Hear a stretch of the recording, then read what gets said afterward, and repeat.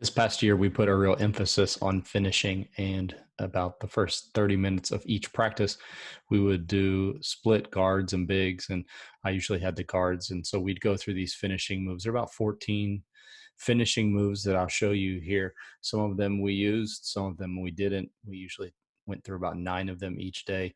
I actually showed you one in a previous video called the Nash. There was another one named Barkley. It's for Charles Barkley, the turnaround and the back down with the dribble. Usually we would use a pad with that. But these finishes that you'll see, some of them you'll look at and you'll say, oh, that's not anything special. They were taught in conjunction with reading small advantage, big advantage.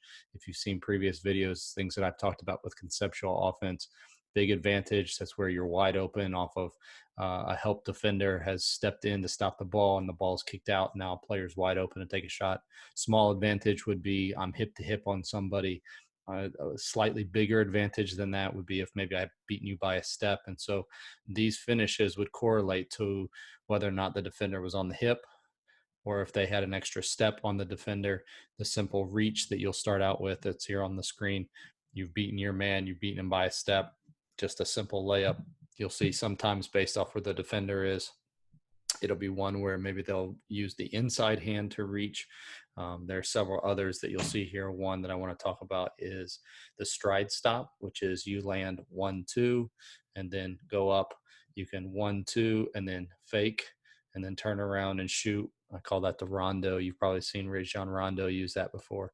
And there's a lot of things that you can do out of a stride stop. I encourage you to add that one to your finishes especially, but you'll see here, like I said, the different types of finishes, that some that you probably use, others that you may want to start teaching. I'll try to list these out for you so that you can see the list that we would go through each day in practice. Let me just go ahead and run through each of these. You'll see the first one here is just the simple reach followed by the reach on finish on the other side, coming across the lane to finish with a reach, just a one-handed layup, the Euro step, which is more popular now, a runner. That's the stride stop inside hand, stride stop donut, where you fake it up, then turn around, pivot, and half hook. Strong shoulder off of the stride stop, the donut there. Stride stop, donut, fake back, and then shot. And then coming at him from the wings there, stride stop floater, a step through finish, slide, then a running hook. Some of these here at the end we didn't use a lot with our players, but just kind of mastering the footwork for each of those, real simple.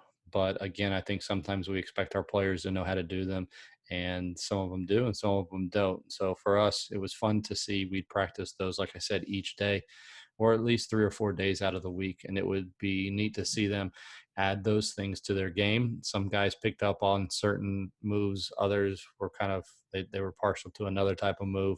So it wasn't that they used all of them, but they did pick up ones that they were able to, felt like they were able to master and that they liked and that fit into their game. And it really helped. I think you saw in the Nash video, one of our little point guards there was great at it and was able to score a lot and pass a lot off of that. That was one that he used. One for our big guy that was kind of like a wing, but also a bigger player. He was really good at the Barkley. So, you know, you'll get the kind of feel for, and just in watching the games and your players, maybe the types of finishes that they would be successful at. But like I said, just another tool or more tools in the toolkit to make them more capable finishers around the basket.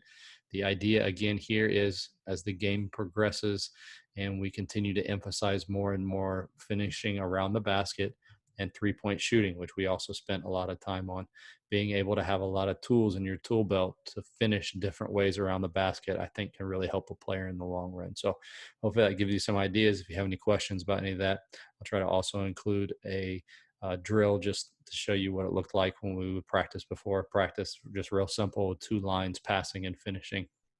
But we'd go through each of those about, we'd tell them 3 times on each side. So we'd go from the right side, finish with the reach 3 times, go through each of those 3 times, then on the left 3 times, and go through that whole list. And it usually took about, I think by the end of the year, we were done with it in about 9 or 10 minutes. So it doesn't take a whole lot of time.